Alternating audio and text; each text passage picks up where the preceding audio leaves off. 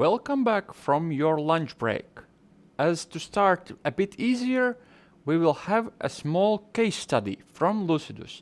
As in these lockdown times there are no big opportunities to visit some sites, we will guarantee for you an option to do that remotely. So welcome to visit Museum in Riga. Please enjoy the video.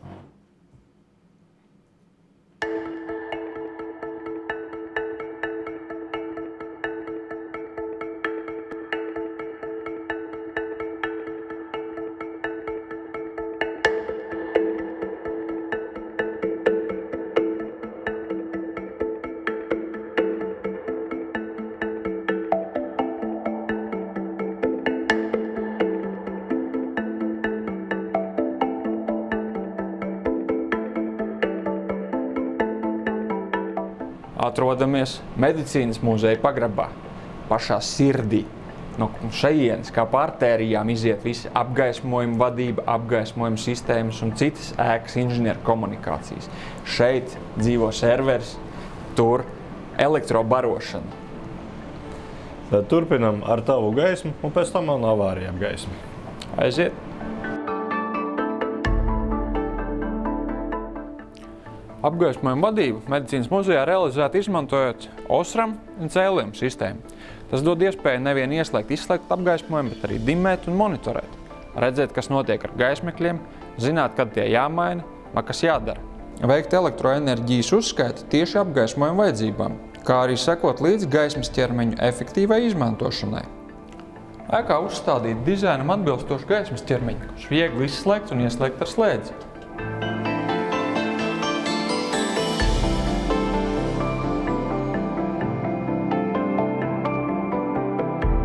Muzejā ir uzstādīta ASM Cleverlight, avārijas evakuācijas, apgaismas un monitoringa sistēma, kura sastāv no evakuācijas virzienas norādes gaismekļiem, antipanikas apgaismojuma, evakuācijas ceļu izgaismošanas gaismekļiem.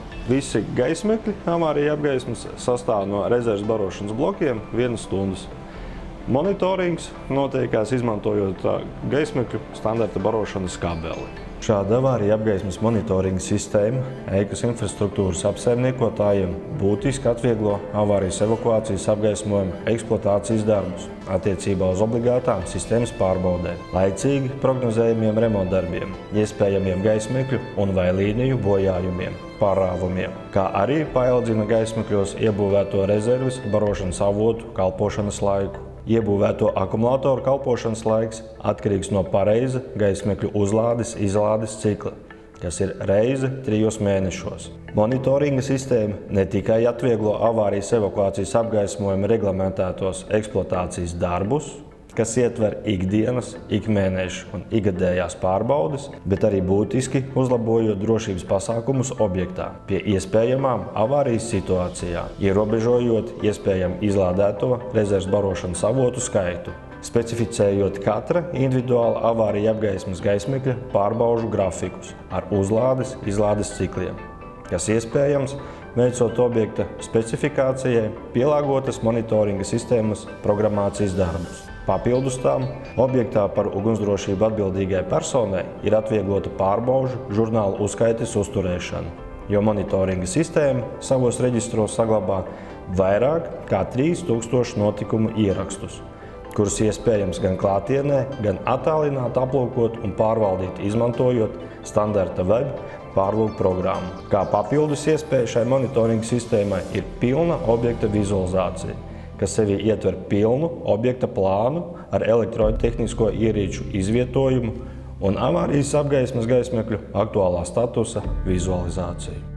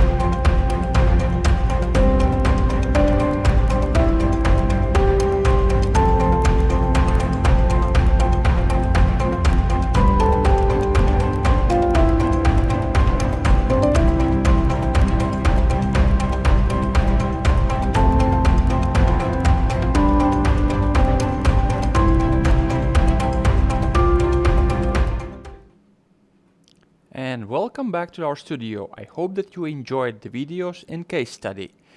To see, can you still press some polling buttons? We have prepared one more question about our next presenter. Somebody called them Nedal. Somebody called them Nedal. Probably it's the biggest stroopwafel producer in the world. So we will see. And if somebody missed our case study, we will repeatedly play it so that you can enjoy all the details. See you after the presentation.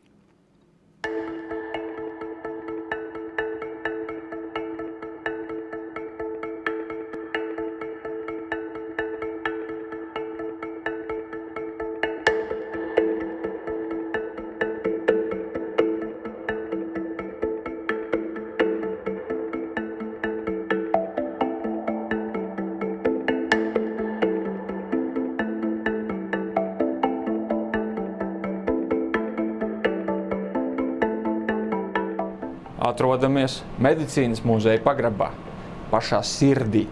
No šejienes, kā pa artērijām, iziet visi apgaismojuma vadība, apgaismojuma sistēmas un citas ēkas inženieru komunikācijas. Šeit dzīvo serveris, tur elektrobarošana. Tad turpinam ar tavu gaismu un pēc tam man avārija apgaismi. Aiziet!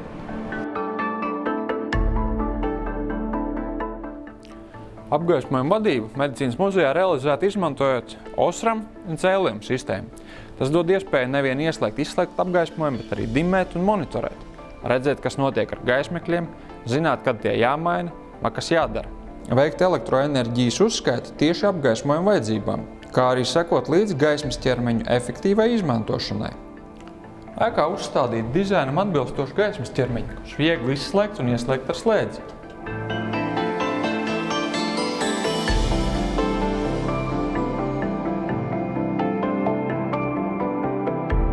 Muzejā ir uzstādīta ASM Cleverlight, avārijas evakuācijas, apgaismas un monitoringa sistēma, kura sastāv no evakuācijas virzienas norādes gaismekļiem, antipanikas apgaismojuma, evakuācijas ceļu izgaismošanas gaismekļiem. Visi gaismekļi avārija apgaismas sastāv no rezerves barošanas blokiem 1 stundas. Monitorings notiekās izmantojot gaismekļu standarta barošanas kabeli. Šāda avārija apgaismas monitoringa sistēma ēkas infrastruktūras apsaimniekotājiem būtiski atvieglo avārijas evakuācijas apgaismojuma eksploatācijas darbus attiecībā uz obligātām sistēmas pārbaudēm, laicīgi prognozējumiem remontdarbiem, iespējamiem gaismekļu un vai līniju bojājumiem, pārāvumiem, kā arī paildzina gaismekļos iebūvēto rezerves barošanas avotu kalpošanas laiku. Iebūvēto akumulātoru kalpošanas laiks atkarīgs no pareiza gaismekļu uzlādes-izlādes cikla, kas ir reize 3 mēnešos. Monitoringa sistēma ne tikai atvieglo avārijas evakuācijas apgaismojuma reglamentētos eksploatācijas darbus, kas ietver ikdienas, ikmēnešu un ikgadējās pārbaudes, bet arī būtiski uzlabojot drošības pasākumus objektā pie iespējamām avārijas situācijā, ierobežojot iespējamu izlādēto rezerves barošanas avotu skaitu, specificējot katra individuāla avārija apgaismas gaismekļa pārbaužu grafikus ar uzlādes-izlādes cikliem, kas iespējams veicot objekta specifikācijai pielāgotas monitoringa sistēmas programmācijas darbus. Papildus tām, objektā par ugunsdrošību atbildīgai personai ir atvieglota pārbaužu žurnālu uzskaites uzturēšana, jo monitoringa sistēma savos reģistros saglabā vairāk kā 3000 notikumu ierakstus, kurus iespējams gan klātienē, gan attālināti aplūkot un pārvaldīt, izmantojot standarta web pārlūk programmu. Kā papildus iespēja šai monitoringa sistēmai ir pilna objekta vizualizācija, kas sevī ietver pilnu objekta plānu ar elektrotehnisko ierīču izvietojumu un avārijas apgaismas gaismekļu aktuālā statusa vizualizāciju.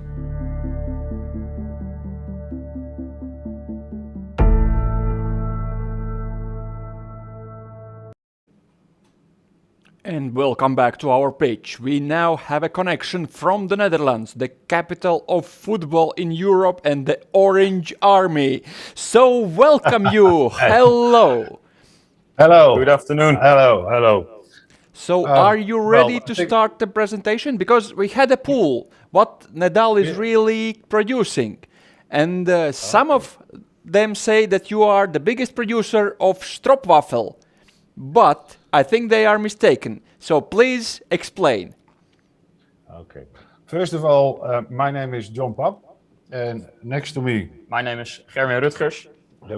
And first of all, we would like to thank you that you give us the opportunity to introduce Nedal in the Baltics. The second thing is, we have to disappoint you a bit that we're not the biggest supplier of stroopwafels. I think we're the biggest eaters from them, but not the biggest supplier. And therefore, I would like to introduce Nedal, who we are, and then let's try to start the presentation. Okay, this is an overview of our company in Utrecht. Utrecht is a city in the center of Holland. And you can see that the front side is our office, and on the back there's the production line. Something about Nedal. Let's say we started a long time ago in '38. And then from, let's say, the middle of 1900s, we started to produce columns. So we are more than 80 years experienced in producing columns. In 2019, we became a member of the Puzo Group, a Finnish company. And to explain it a bit, is a company from Finland with a home office in Nokia. So altogether, we are a group of 500 people. So Gerwin and myself do have 499, minus one, 498 colleagues. Both companies are producing profiles or extruding profiles. And in Holland, we also make flagpoles and lighting columns. We started to build up a cooperation with Lucidus, and we are coming in with aluminium columns over there in the Baltics, as you know. And this is our first introduction. So let's start to make a nice program to talk about extrusions, why we're going to use aluminium lighting columns. And on the request of Lucidus, they asked us to tell more about passive safety columns. Also, in the middle of that part, we will try to explain developments around smart city and what's going on over here. And at the end, we will finish with the benefits of Nedal columns. To start with our production line. That means that we are doing a lot of business in several markets.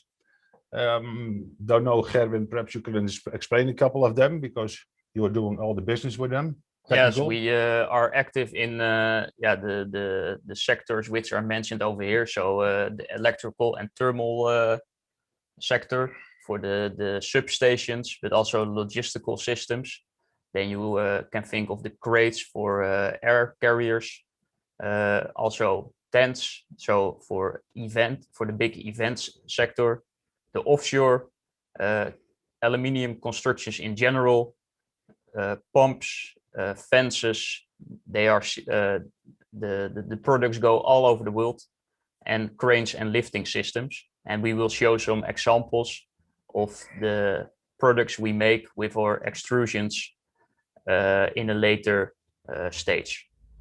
Okay. So perhaps you can explain a bit what our possibilities are if you're looking at extrusions. Let's say mostly we're talking about the weight of a profile and dimensions. Yes, we have 3 extrusion presses at Nedal Aluminium, a small one, a middle one, and a very big one. And we are known for the different alloys we do. So we have standard alloys, which are very common in the market, but we also have very heavy alloys, which are not common in the market and which are extremely strong. So that gives a great benefit for our customers to use a light product, which is very strong. Due to the fact we have due to the fact we have 3 extrusion presses, we are also able to make a wide variety of profiles. So as John already mentioned, they vary from 300 grams to 100 kilogram per meter. And also the length is from let's say, a meter up till 30 meters. Yeah, but also the dimensions of a profile, let's say they're between 100 mil up till 600 mil. Yes, So exactly. that's quite a big range of profiles. To show, let's say, a profile in practice is, I think you will all recognize them as solar, or let's say a profile to put in electrical management systems, as you can see on the pictures below. Another purpose, for example, is the offshore industry. And why are they using, let's say, a platform on an offshore industry for helicopters? Well, it's of course very important to have a light platform, because you have to transport everything to a platform and you have to lift it in place. First, that one, and the second one is of course that aluminium has a very good corrosion resistance. Okay. Well, the entertainment industry, as you can see in the middle of the picture, they're using also the aluminium tubes and connection systems. Or let's say when you're getting a bit older and it's hard to get upstairs, also there we are making profiles which are going to be used in that industry. Fences, perhaps you recognize some or not. It's a big market over here to secure and let's say give assistance to the fence that it's strong enough and slide in a good and proper way. Yeah, something nice is a tent or a temporary house, and in this case it was located in, I don't know where it was exactly, to be honest, but it was somewhere in the mountains. Somewhere in the mountains with a lot of snow and a lot of pleasure, of course. Well, some projects we showed, but also we can support you with machining profiles like bending, surface treatment, powder coating, and special lengths in all kind of ways. So I think this is something we started up, and it's getting bigger and bigger. Yes. To machine profiles, so it's already an end product for our customers.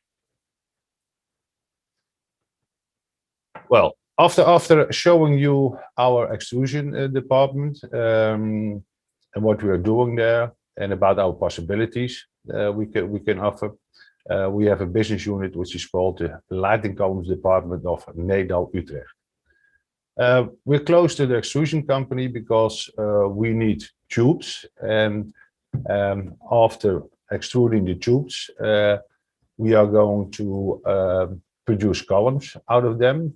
And saying that aluminium columns, my first question would be, why should you use an aluminium lighting column?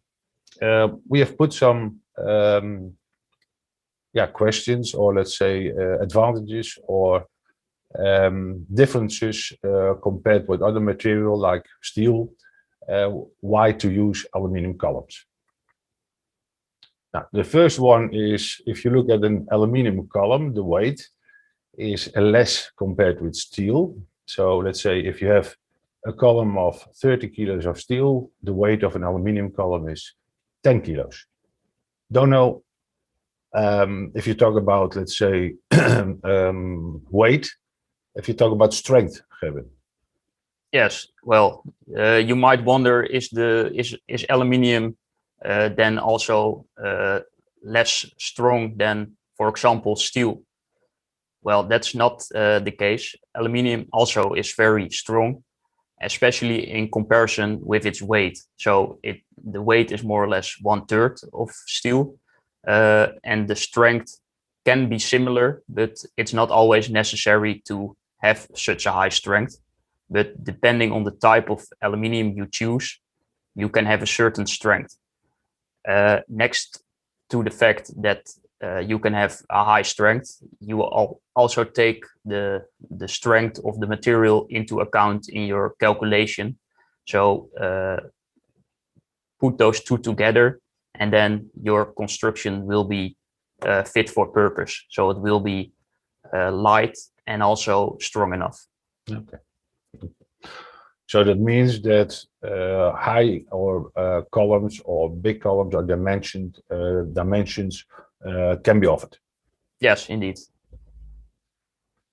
Then if you look at maintenance of a column in general, then if you compare it with steel, concrete or wood or whatever, do we need to maintenance an aluminium column? Not really.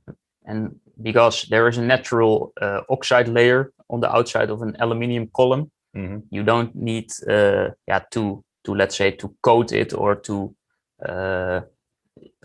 to polish it every now and then. So there's hardly any maintenance. Okay. And sometimes you see the white spots when they are there for 4, 5, 6, 7 years, or after a long time.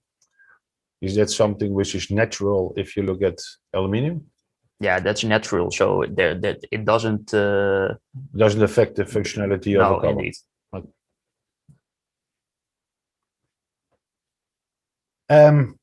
Raw material for aluminium.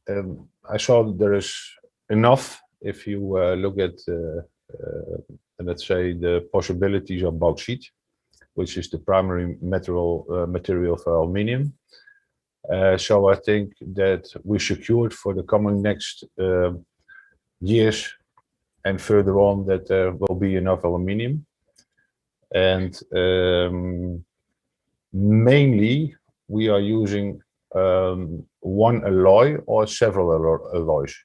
Well, the main or the material where you make aluminium of is bauxite, and around 8% of the Earth crust is composed of bauxite.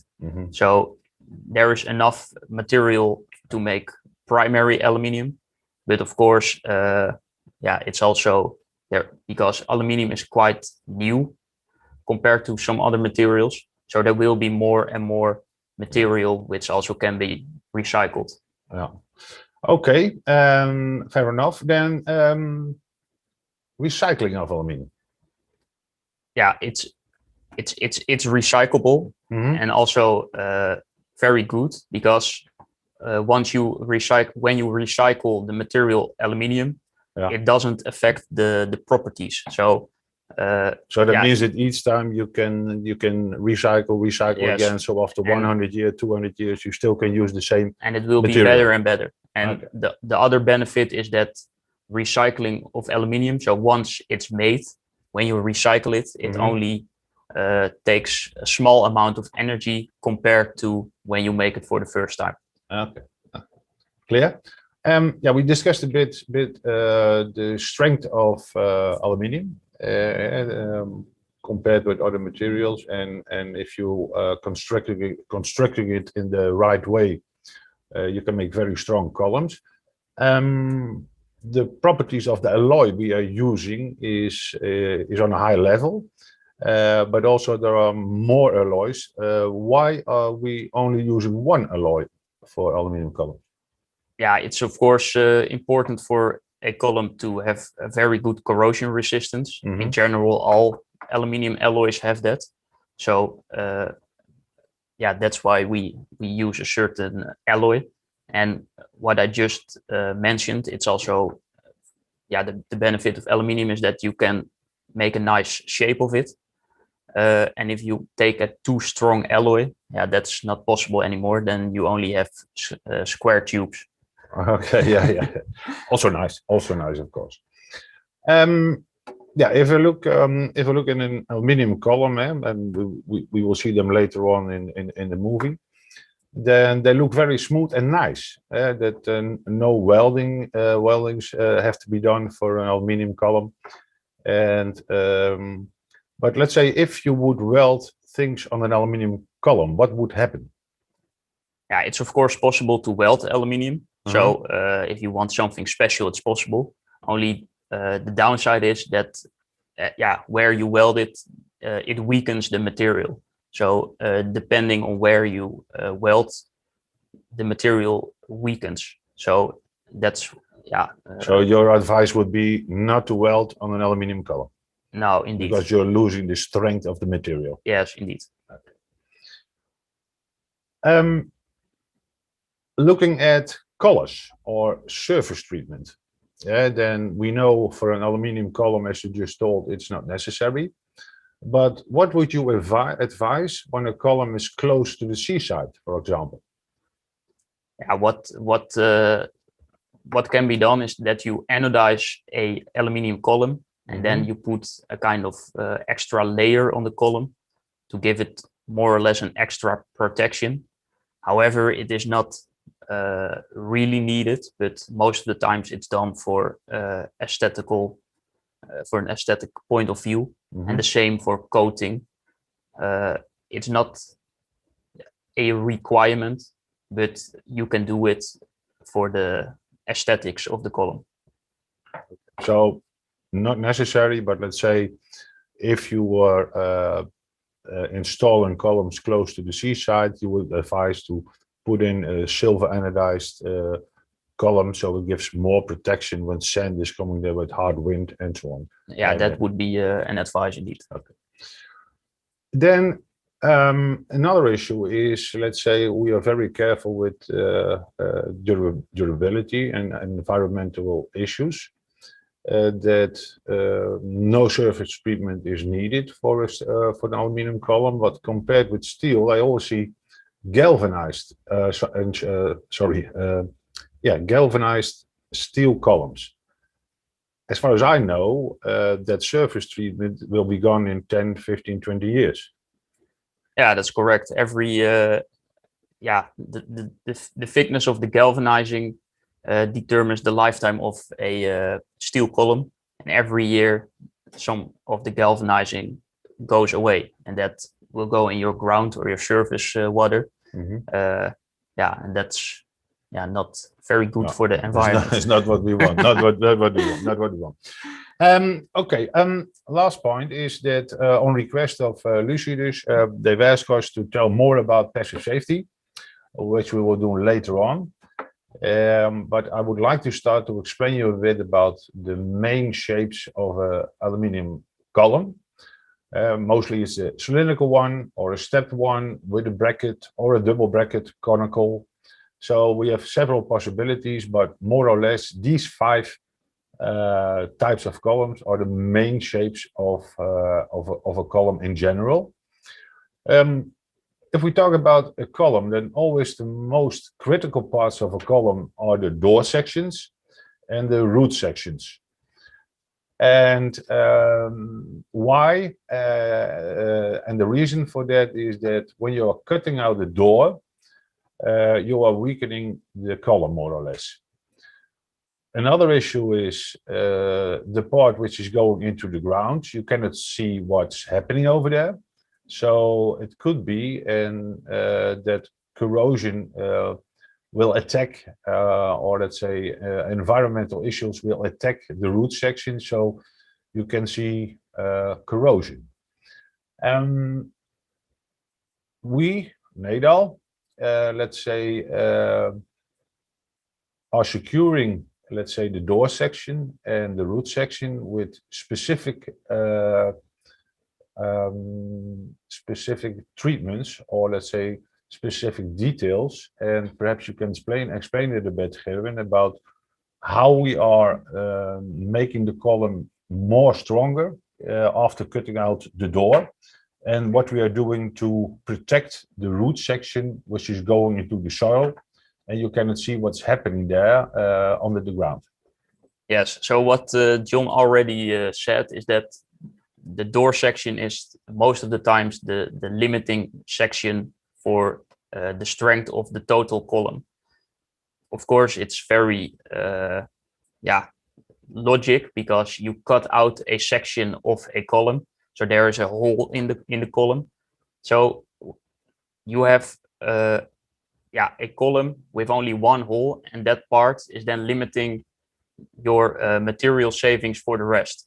So what did Nedal do? Well, we developed a special inner tube, and that inner tube, you can see it on the picture, is around the door section. So there is a hole in the column for the door, and we put a inner tube in the column around that hole.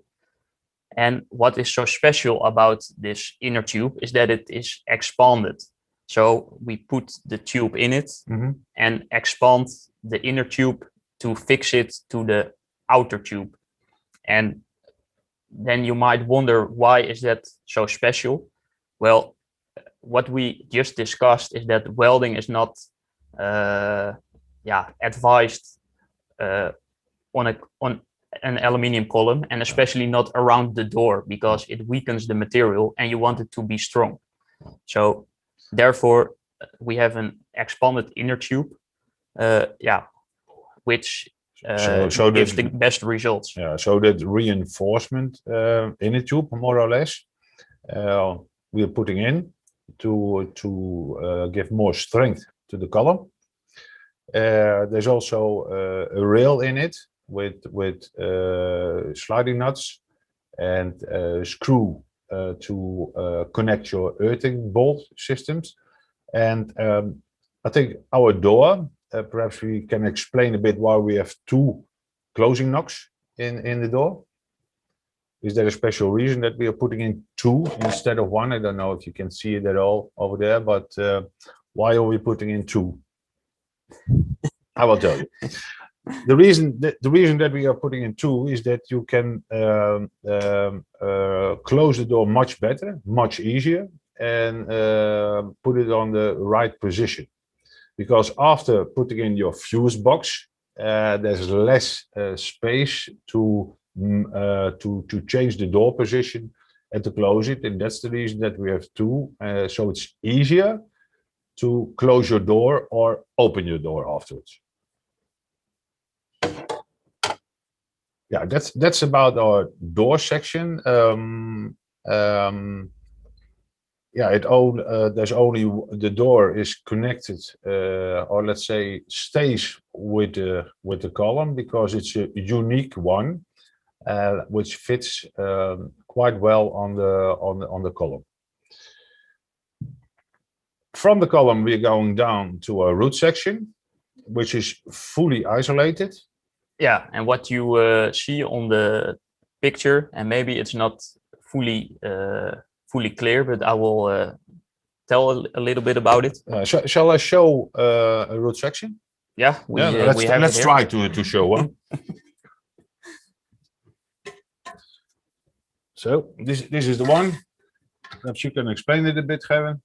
Yeah, so I will talk for a very long time to see how long he can hold it. But I've been to the gym, you know. We have a unique HDPE root section, and what you can see, it's a black HDPE outer part, and on the inside there's an aluminium inner tube. And this ground piece is then machined, and then it's put into the main column.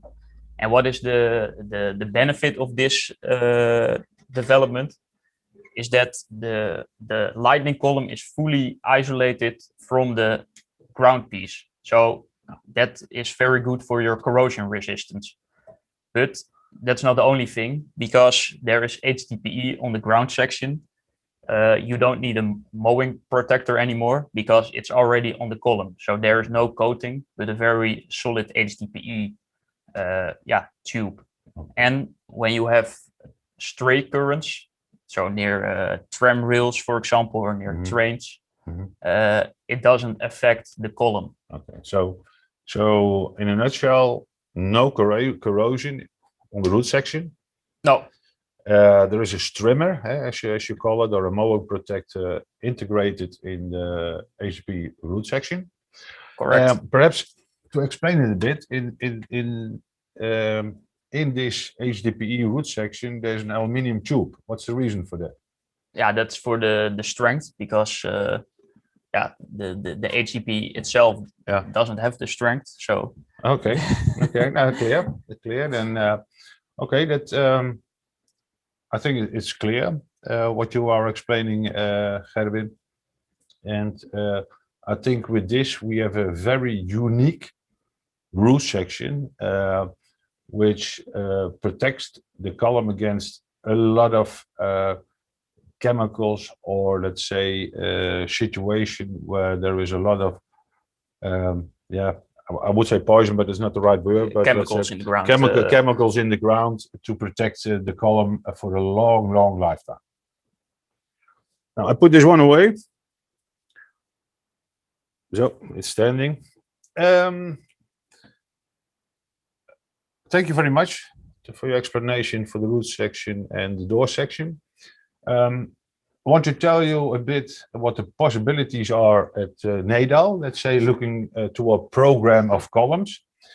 Told you about the 5 main shapes we have, but we have several diameters starting with 114 millimeters up till almost 250 mil. Length, treatment, root section. But above all, one of our goals is to reduce CO2 emissions. And on the bottom part of this slide, you will see that we are working with, we have a cradle-to-cradle certificate on a silver level. We are keen on green and climate neutral products, which I will explain a bit later on.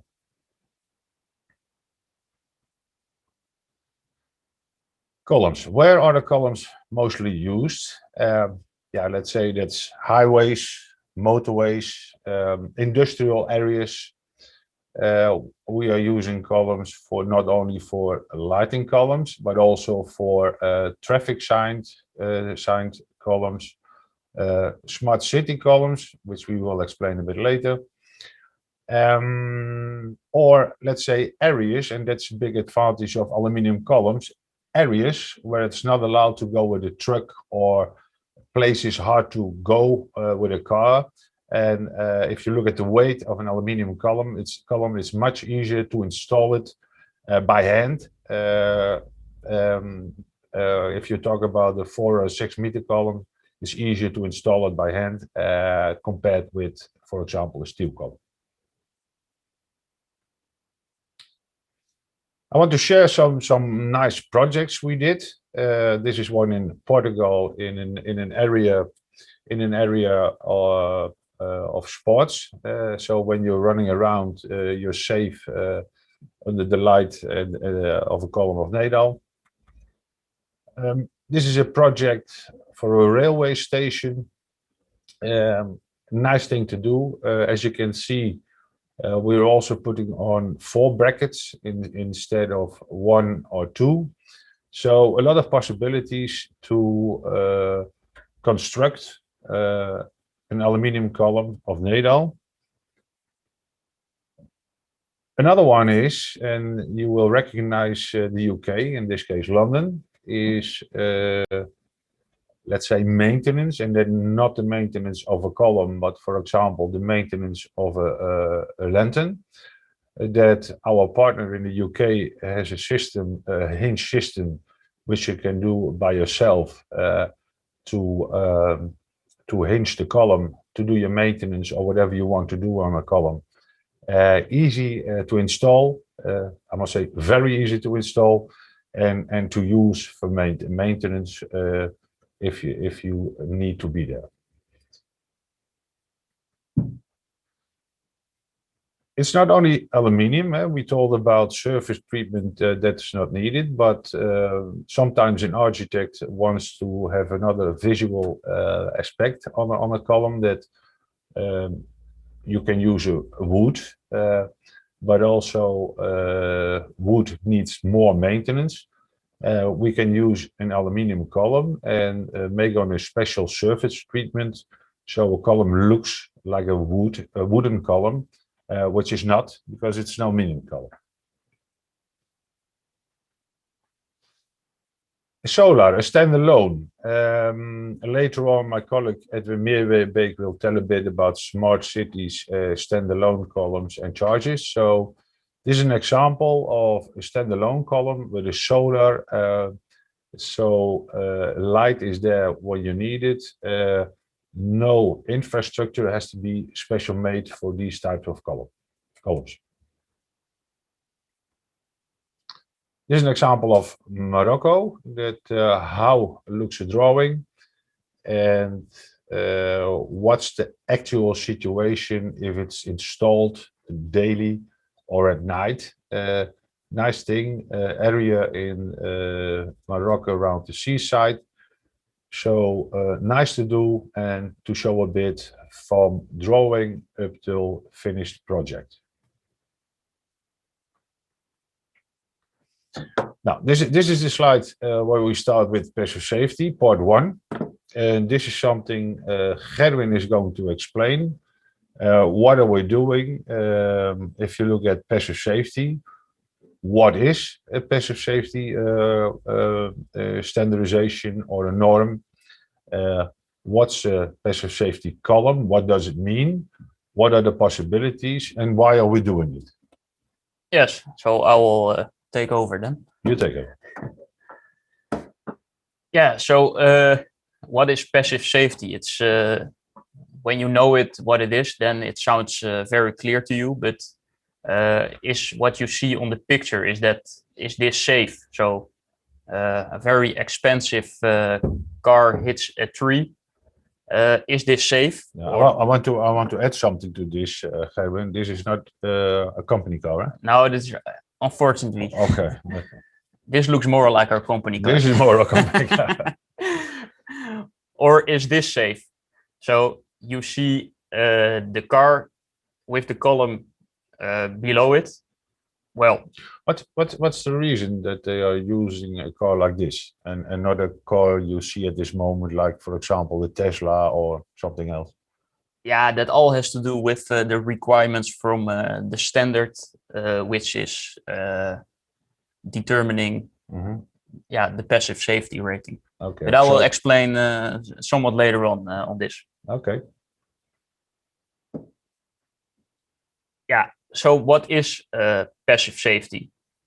Well, mainly passive safety means that you would like to reduce the effects of a vehicle impact for the occupant in the car. So what is the difference with, let's say, active safety? Well, if you drive with your car and you hit a column or whatever, then the car itself or the column makes sure that there is less harm to you as an occupant of the car. So a lightning column is an example of that, but also an airbag, because it only works once you hit it and it has to reduce the effects of the impact.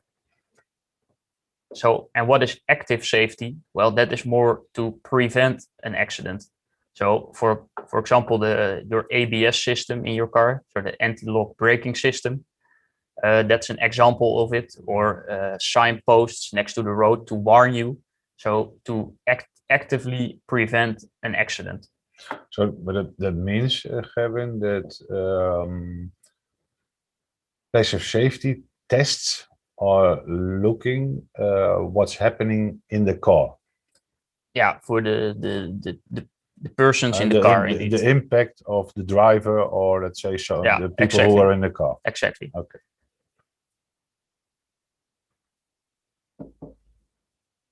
Yeah, of course you can say this is passive safe, but there are certain rules to determine what is passive safe, and there is a standard for that. That's the EN 12767, and that's a standard which contains the requirements and test methods for support structures of road equipment. So that's not only for lighting columns, but also for the barriers and other equipment which is next to the road. Mm-hmm. And when we look at lighting columns, there are three indications which are coming back always. So we have three of them, and that's an HE class, an LE class, and an NE class. And the first one, the HE class, that means high energy absorption. The LE class, low energy absorption, and NE, no energy absorption.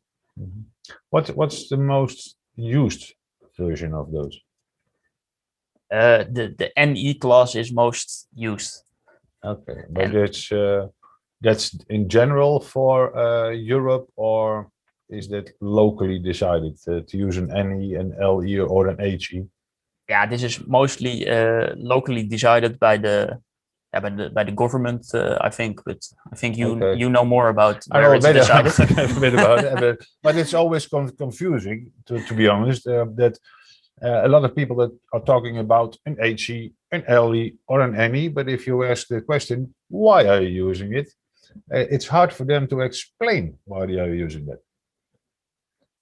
And then we try to listen to them, what their wishes are or requirements are. Because after a column, it could be there's a tree, as we saw on your first slide, Yeah. or there is water, or there is a house, or whatever, you know. So it's always difficult to decide or to advise which one you have to use.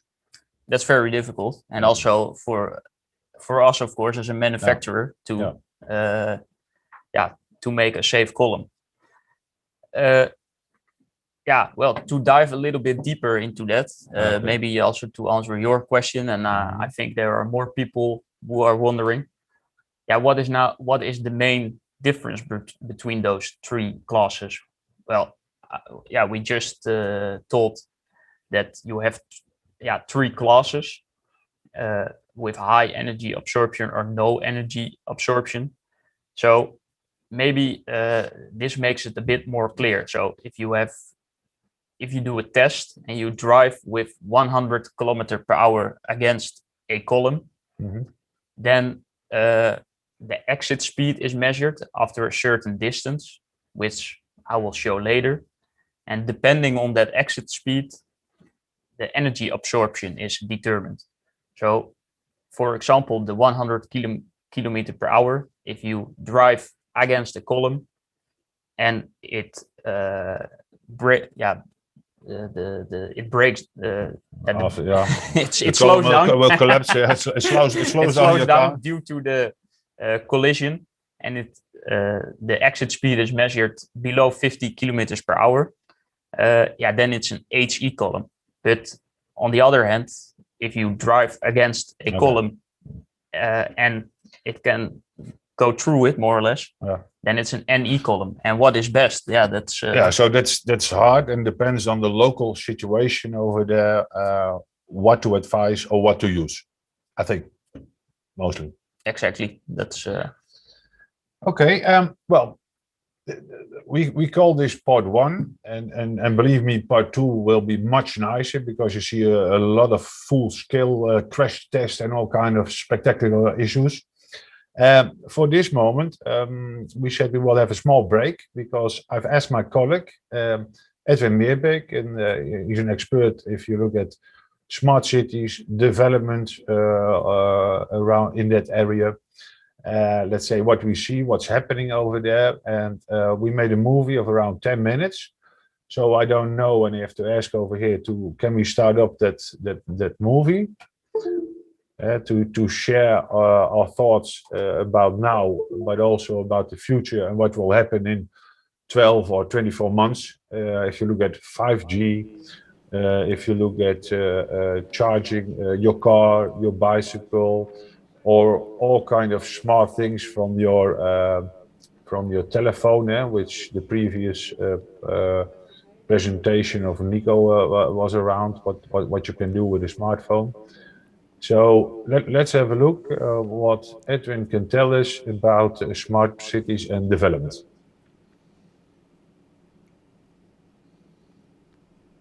Normally it works directly, but that's always the general reputation.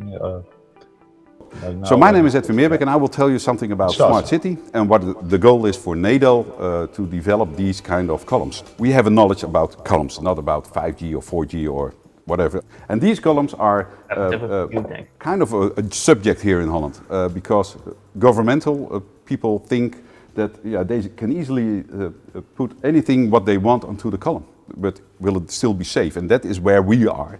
to look at the possibilities of all added value to these columns still are safe for the environment on the traffic.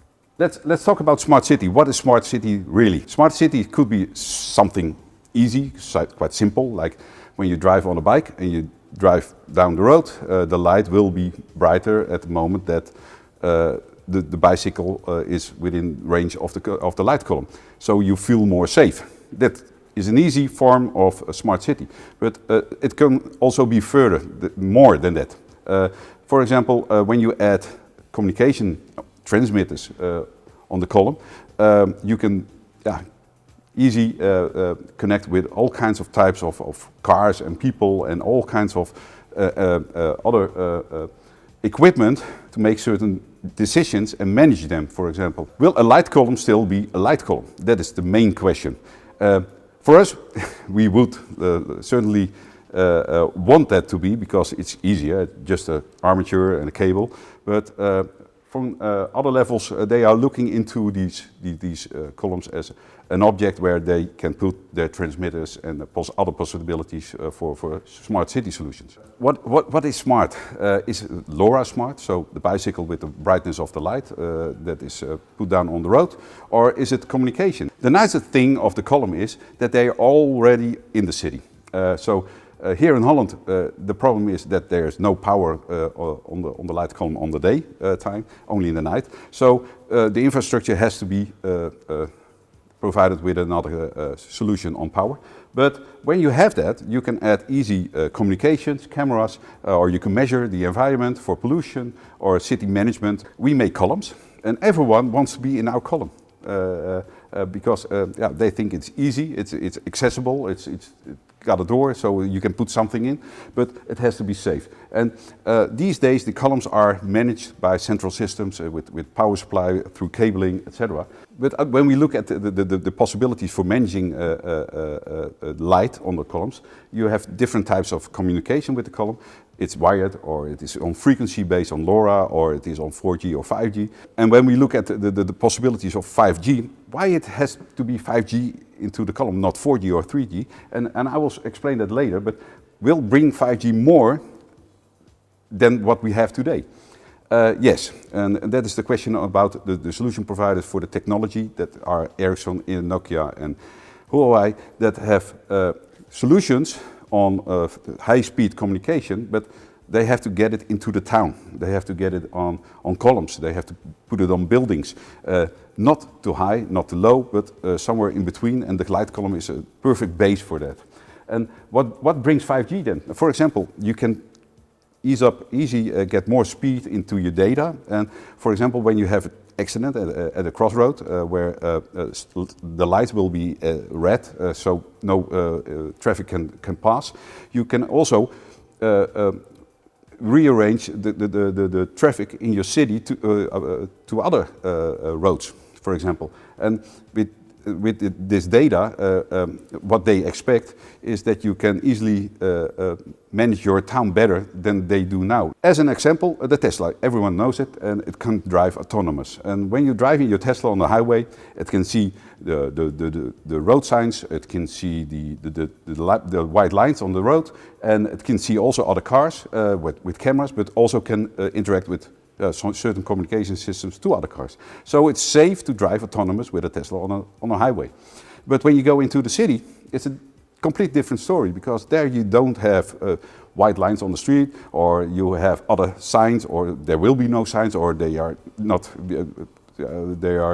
not seen by the car. But also you want to communicate with all kinds of other traffic that is there. For example, playing children on the crossroad, or bicycling people you want to see when they are ahead on the road. So your car can also already make a decision to slow down on speed or prevent you for collisions. Automatic safety control for vehicles could also be maintained automatically by systems where they can put down certain roads and make them free for fire department or ambulance or police department. So a short explanation on why it's so important to get the transmitter in the 5G world, the new world, the 3.5 gigahertz. into the column. Yeah. As already said, because it's accessible and it's everywhere in the city. And it's also at ideal height, between 4 and 8 meters. So everyone is looking at this column, but yeah, can it be added to the column as we know today? Yes, you can put a transmitter on a column with a big box and finally the column will collapse. But what we do is try to integrate the transmitter into the column. And where it's safe to use, for example, on collision columns. And you don't have flying boxes through the world when a car collision will appear with the column. Why is it so important to have a direct connection between a transmitter and a user, like let's say a car or a cell phone? In the 4G world, you're in a bubble, so you don't have to be in direct contact with the transmitter like me towards the camera. That's a direct connection. But in the 4G, it's everywhere. So it's in the building, it's outside the building, and when you're in the building, it's a little bit less powered, of course, because you have all kinds of structure that is preventing the data going faster. But when you're in a 5G world, you have to be in direct connection, and when you put that on a column and you walk on by of the column, you have a direct connection and you have data, fastest data you can imagine, and you can also easily put 1 million users in a square meter on that possibility. What 4G will never get in the future. So Wi-Fi will be less also in your homes because 5G will take over that part. In an easy way to say, the column is the right place to be for a 5G transmitter. And when you look at this picture, as you see now in your screen, in 2, 3 and 4G, you're in a bubble. So you always have connection, wherever you are. A little bit less when you are behind the building, but you still have connection. That is not possible in a 5G world. You have to be in direct connection or the transmission speed will be very less as normal. So this picture explains it. So we developed with some partners a new type of column. What will not be, as you see now in the picture, a very messy column with all kinds of cabling inside the column. And yeah, when everyone is working in the column, everyone wants to have the best place. And so we help the users to give them the best place, but also the safe place and the certified place, because each column is still EN40, for example, certified for use on the roads. We have to prevent, of course, our product of collapsing when there's too much wind, for example. This is an example of a 5G column that we developed with our partners, and where the transmitter is put on top of the column because there is the power needed, and when you put it down below in a column, you have other cabling bring the data up by transmitters, small transmitters, and you lose power. So the best way to place a transmitter is on top of the column, but it has to be safe. And we designed the column, especially on this Ericsson 5G transmitter, that is still safe to use on the roads that we know today. This is the first test example of the Ericsson Smart City column. And here you see a solution that is possible for a complete smart city environment. The big transmitters on top of the roofs of the buildings, the smart city columns with the transmitter on top of it, and yeah, some of the dots inside the buildings. And so you have a complete infrastructure for communication and with a prominent place for the column as we know it today. But when you go to use of electronics in your column, you also have to get a battery backup, because when the power is gone, the transmitter is not working anymore. So also we developed some kind of battery pack that is inside the column and already fits on the standard C-rail and will give us the power that is needed when the power is lost by, for example, a cable breakup somewhere between the power supply and the column. So we also already invented that on the column in a safe working environment. For the last part, EV charging, the latest development we did on columns to integrate the EV charger into the column.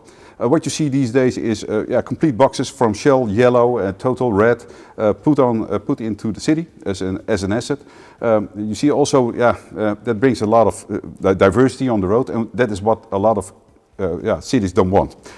Why don't use the column? It's already there. Okay, or replace it with another one that is accessible for EV charging. Here you see the latest development on that, and we're quite far, as I may say, for the Dutch market to put these on the roads where it's requested. And what you will see then is the column that is replaced is still a little bit the same as the column that was before, a simple aluminium column, and also has all the requirements that are needed into the EM40 light columns, but also for power supply on NEN 1010, for example. So we don't develop these EV chargers for ourselves. We do that on request for our customers. And we think that when we have a total package of different columns, we can help you more on the questions you have in your cities. Thank you very much for watching this breakout in our location on Harderwijk at the exhibition for infrastructure. Hopefully I told you enough to help you on your daily business. And when it's not, please contact me or John, of course, and we can help you set up a meeting and answer your questions if needed. Yes. Thank you for your attention, and let's go back to the studio. John?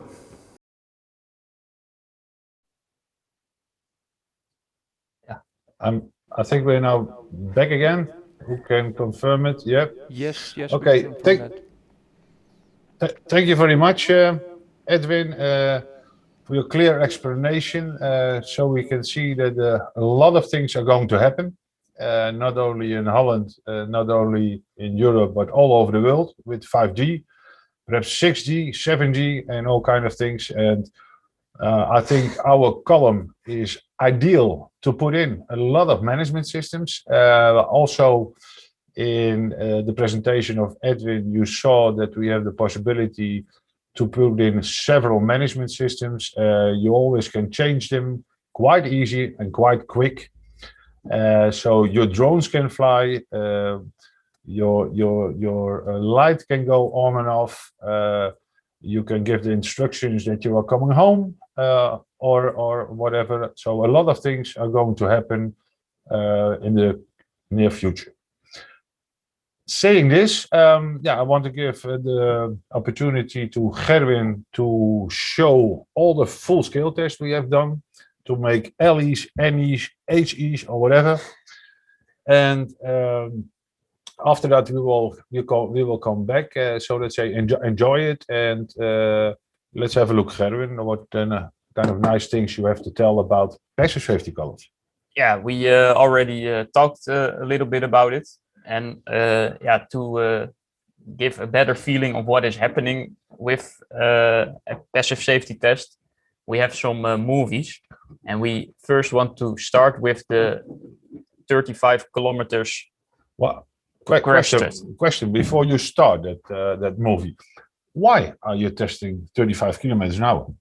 Well, you always have to do two tests. If I run very quick, I can hit that column at 35 kilometers an hour. So. You always do two tests because you have the low speed test, so the 35 and the 100 kilometers per hour. Yeah. So you have it's required by the standard, but it also gives a balanced view of the performance of the column at two different speed levels. Okay. So can the movie be started? Who's going to start the movie? Are we going to start it, or okay?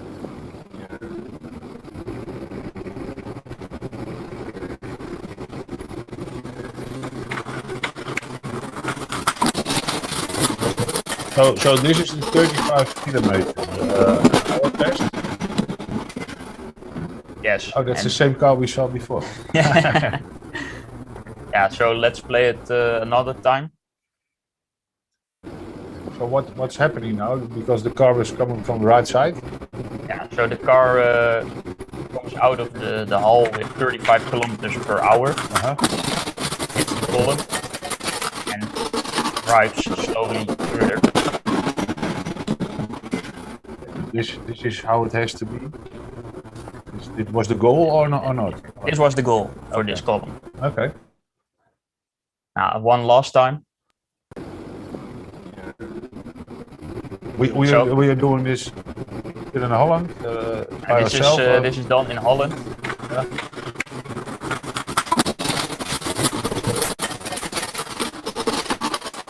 Yeah, and the video you now see is in real time, so you can see that it is going relatively slow, and that the car hits the column folds more or less around the car, and slowly it slows down. Okay, so that's 35 kilometers, and Yes. Okay, so and the regulations for that are, let's say, what because I think the standard 12767 will tell something about that, or Yeah, that's correct. The 12767 contains all the requirements and specifications for this test. So, for example, the vehicle. Yeah, you saw the green Suzuki Shift, the new company car. I love it. And yeah, most of the times these tests with columns are performed with a similar car, because it's specified in the standard. So the weight, the length, etc. Okay. But not only that, also the impact angle, the impact speed, the type of the soil, etc., etc. Okay, but is there also somebody in the car or not? Yeah, there we have later some pictures, but there is someone in the car, but he doesn't have a heart. So Okay. It's not a family of you. There's no family of you. So you just saw the 35 kilometers per hour, and to see the difference with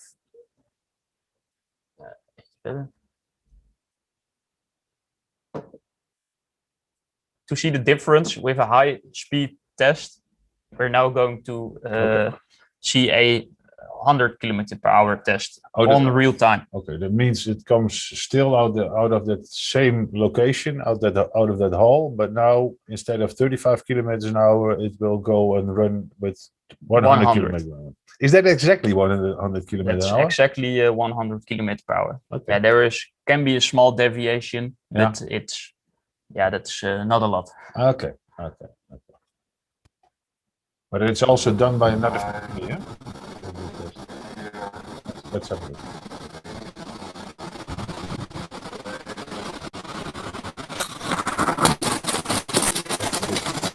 It's fast. Yeah, so you see. So at that moment of impact, it's 100 kilometers an hour. So when it hits, say, the column, the speed is 100 kilometers per hour. And what you already can see is that the impact is a lot bigger than with the 35 kilometers per hour. So maybe run it again. Yeah. I can hear 5, 4, 0. They're counting down.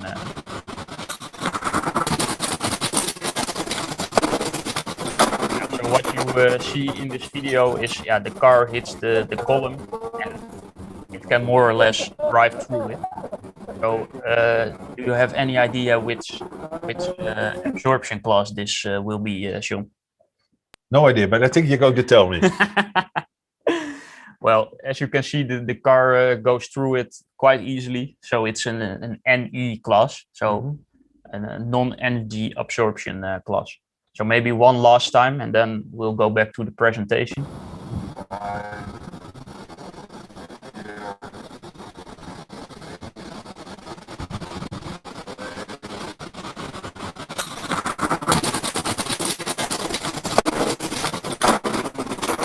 Still quite fast. I got a question. Why are we testing with 100 kilometers an hour and not 120, which is allowed in Holland after 7 o'clock in the evening? But but why not 120? Yeah, well, the main reason is that this is specified by the standard. You can also test with 50 or 70 kilometers per hour. Yeah. But if you test with 100 kilometers per hour, it's also allowed to say 50 and 70 is also within the limits. So but it means that, say, if you have let's say a motorway which allows you to drive 70, or a highway 100 or 120, Then I saw that we are also testing, for example, 70 kilometers an hour. Yeah, for this class, that's not necessary. So Okay. yeah, so what John just asked, where is it tested? Well, you can see here a picture of the test location. And now the door of the hull is closed, but the car comes out of the hull, and this is performed in the Netherlands. But these test locations are all over the world. So we also have done testing in other countries. Depends a bit on the availability. So Yeah, but it means that is everybody allowed to do tests? no, when you have the possibilities. Always when you perform a test, it has to be approved by the notified body. So when we perform a test, it's performed by a company who knows how to make a good report, so the notified body can approve it, and they will put it on the certificate, which is also which can be seen on our website. So not everybody is allowed to do tests, so it has to be a notified body, and in our case is that TNO or TÜV or whatever. Exactly, and then it's certified. So but there are certain rules. Okay, yeah, but then let's say, to be clear, is that the way of testing, the certificate you can use over Europe. So as long as you have tested it by a notified body, you're allowed to use the certificate all over Europe. Correct. Okay. Well, and what is then important during a test? On this picture, you can see the crash test dummy in it. So the person without a heart. And a lot of things are measured, but the most important things are the total head impact velocity, the TIV, and that is mainly when the car hits the column. What is the speed of the head of the person which is in there, and that shouldn't be too high. One moment, just to clarify a bit. What do you mean by the head and the impact? Well, you can imagine if you hit a concrete wall with your car, then your head will hit the car very hard, and that won't end very good. So therefore, you want that value to be as low as possible. Okay, so that's the THEV. Yes, exactly. Okay. And then the second one, the acceleration severity index, that is more or less how quick does the car de-accelerates. So how quickly does the car slow down? Because if that's too high, you get too much G-forces on your body. So then will also not end very well. So then when we're keeping it in the area of our head, that means that it tells you about what's happening inside your head. Yeah, that you go too fast, that you slow down too fast. Exactly. So that's something you cannot see on the outside. That's something which is happening in your body or in your brains or whatever. Yeah, so what you would like to happen in a roller coaster, but not in your car. Okay. Okay, yeah, clear.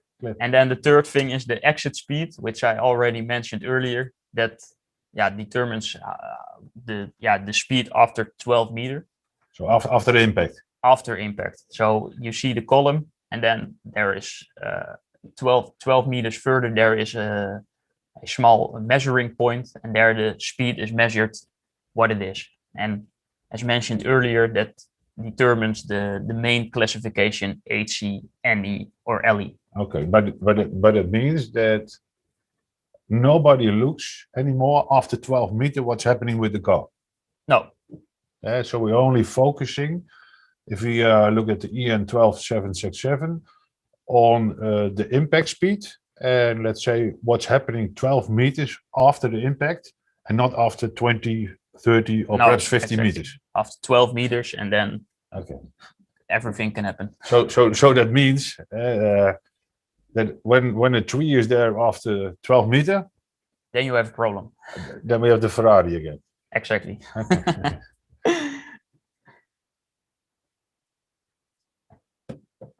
Then some tough stuff.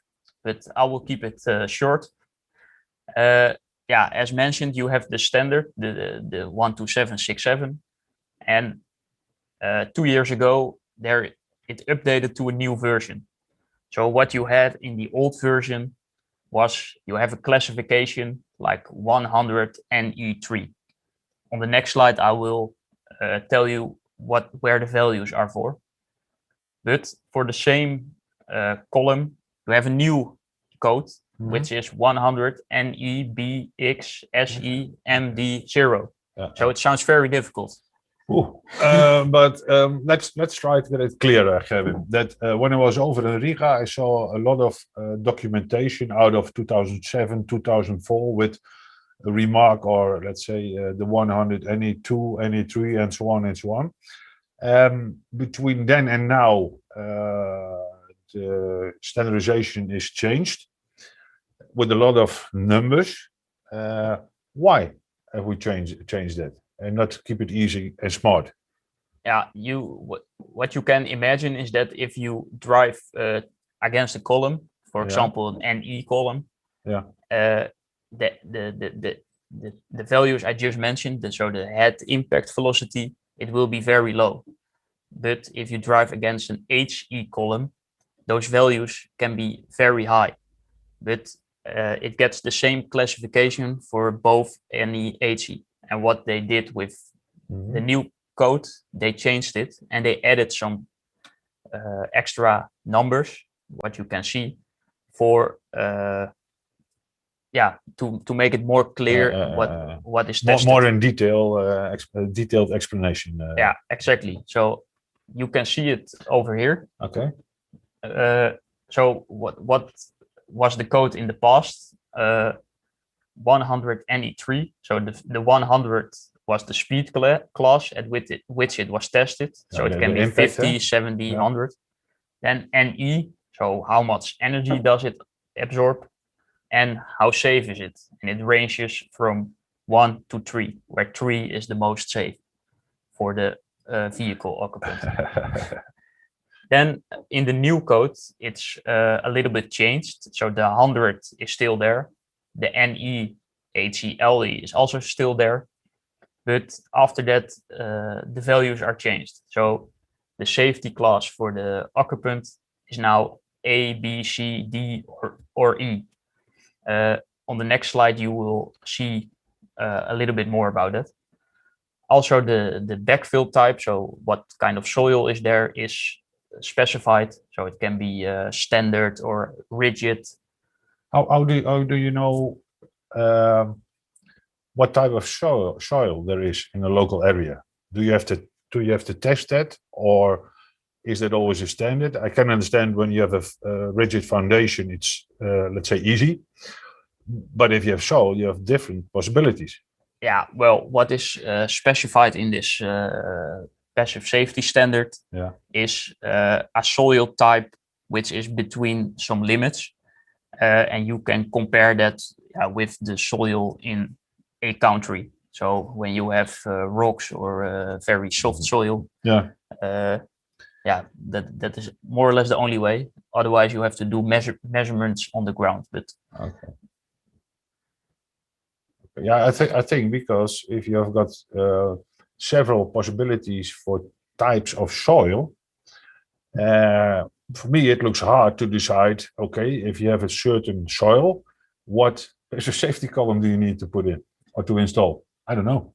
Yeah, that can be one of the things you have to discuss in the quotation stage. So you see how difficult it is to give a good advice which passive safety classification a customer needs to use or to install in a certain area or whatever. Yeah, that's completely true. Okay. Then the SE, that is the collapse mode. So that means separating or non-separating. So that means does the column will be still in place or does it separate? Okay. And then the direction class. So it can be multi-directional, so you can hit it from all the sides, or that it's only allowed to hit it from one side. Okay. Well, we are testing with a hit in one, the car is coming in one side. Yeah, but because the part where the impact is symmetrical. It can be hit from all sides. Okay. And then the last number is the roof indentation. So that means if you drive against the column, it will fly through the air and it will hit your roof, for example. Then you get a big dent in it, and then it will be a 0 or a 1. Now I have a convertible. Yeah, that's why the number is there. Okay. Okay.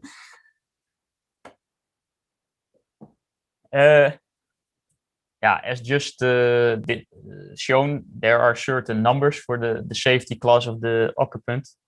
So you can see the ASI and TIF values, and if the safety class is B, then the ASI and the TIF values are very low. So that's the safest class. What we are looking at is, let's say, a matrix, and depending on the results you have, you can put it somewhere in this schedule, and then you have a certain passive safety range or rate for a column. You pick the numbers which fit, and then we'll get in. Okay. Then we have one more video, and that's a slow motion video of the 100 kilometer per hour test. So you can see what happens in more because it was very fast. I saw that the lantern was coming down, the car was driving through, and I only could see 12 meters, so no idea what happened over there. I think, can somebody start up that? Okay, it looks like there's something coming now.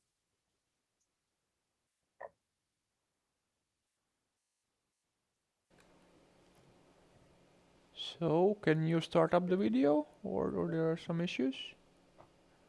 We cannot start it up from here, I understand. Okay. Okay, the video number 3, slow-mo, can we run it? Okay, thank you. There it is. There it is. So this is the impact test of 100 kilometers an hour, and there you can see in slow motion the behavior of a column, but also what's happening on top of a column where the lantern is going. And that was a bit what I discussed. If you are driving a convertible, then hopefully you drive that fast that you quick away from there. But I'm not sure if it's running, to be honest. It is. Yeah, it is running, okay. but it goes very slow. It's a very slow one. Okay. Be patient. We are.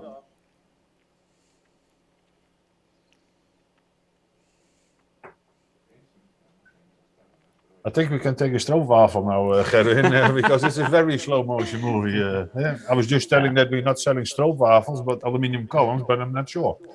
Now, so what you can see... that is the reason why you have stroopwafels, otherwise those tests cannot be carried out. Now, but you see when the car hits the column and it's already one car length further, then the column still remains up straight, because in the real-time video you saw the car hits the column and it looks like the column flies everywhere. But here you can see the car hits the column and it takes the column a few meters away. Well, it's not anymore few meters, it's already quite a lot. Okay, well, hopefully you have seen the slow-mo, because we saw it very poor. So, but okay, let's. I think you want to add some issues to the passive safety tests and passive safety columns. Presentation. Yeah, we're back. Yeah. So, where are we? Yes. Yeah. So mainly passive safety. Why do you want to have it? Well, to reduce the effects for vehicle occupants during vehicle impact. The requirements and tests are according EN 12767, and as mentioned, you have different classifications. And of course, if there are any questions, you can always ask us. Yeah. Okay, well, I think in a nutshell, a lot about passive safety columns and tests we are doing, Gerwin, and I think we can talk hours and hours on passive safety rating and passive safety test, but time is limited for today.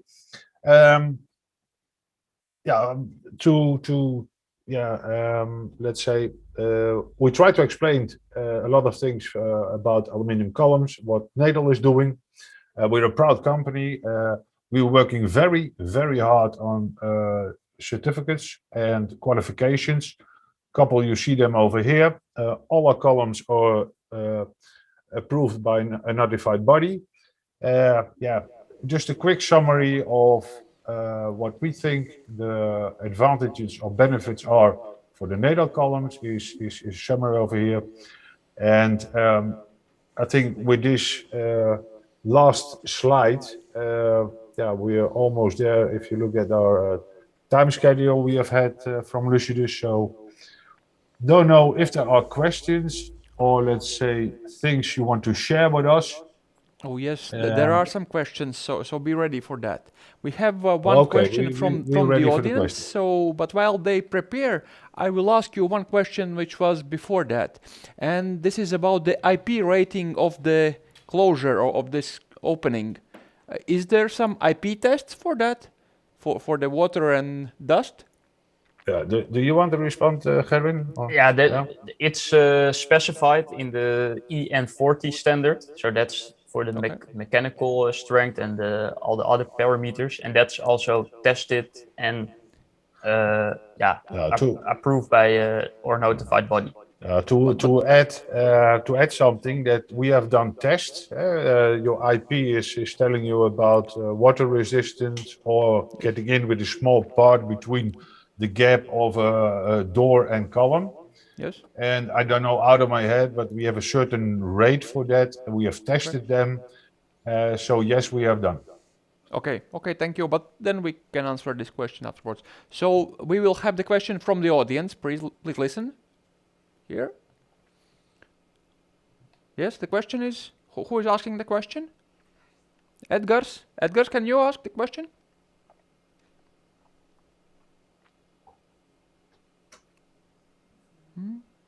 Okay, while Edgars is still preparing, there is one other question.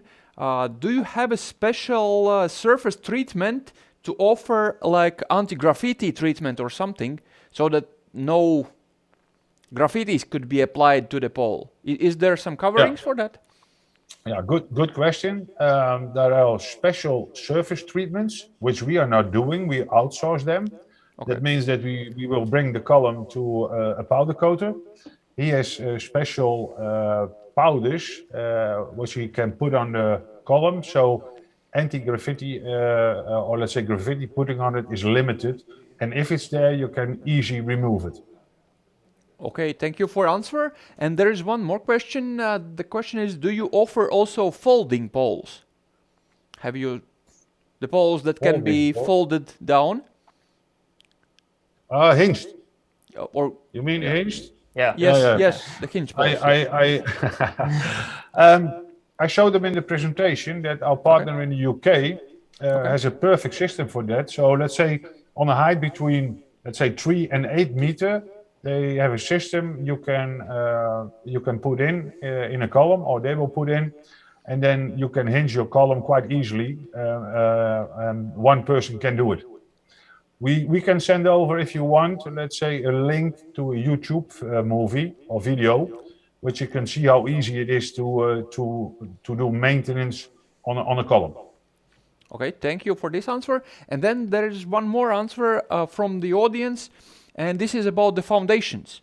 So is there any limits for the foundations, or it's direct mounting in the ground? How do you recommend? It's direct mounting in the ground. So there is a ground piece, the HDPE piece, which we showed, but it's of course also possible to have a base plate.